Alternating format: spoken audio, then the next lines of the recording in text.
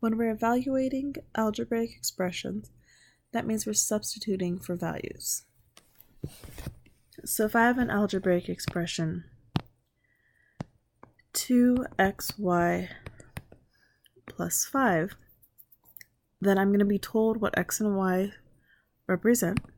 So that means x might equal 1 while y equals -2. I'm going to plug in those values, I'm going to substitute those values, and then evaluate, figure out what the final answer is. So I'm going to rewrite the expression 2, but instead of x and y, I'm going to replace it with their values in parentheses. So instead of x, I'm going to write 1 in parentheses. Instead of y, I'm going to write its value, -2, in parentheses. And then I'm going to continue copying the expression. Now I use PEMDAS, or order of operations, to evaluate.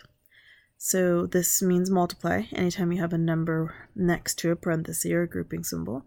So this gives me 2 times -2, which is -4. Bring down the plus 5. Opposite signs, we're going to subtract. Keep the sign of the larger absolute value. So I get +1.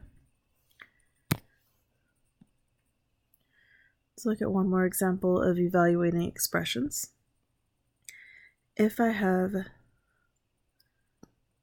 3x minus 4y over 2z, and we'll say x equals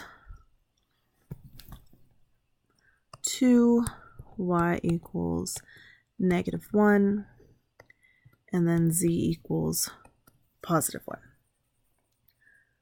So I'm going to rewrite the expression, but in parentheses replace the variables for their values. So instead of x, I'll write parenthesis 2, keep copying -4. So then instead of y, I'm going to write -1, and then instead of z, I'm going to write +1.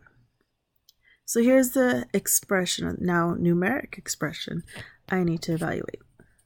So I'm going to use order of operations, check my grouping symbols, nothing to do inside of them. So I'm going to interpret these numbers next to the grouping symbols as multiplication.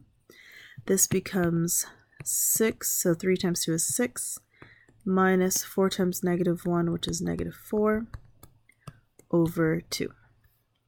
I have to remember my rules for integers. So I have a minus and negative, that's going to become a plus. So I'm going to have 10 over 2. Remember, that means divide. So that 10 over 2 means 10 divided by 2. So I'm going to get 5 as my final answer.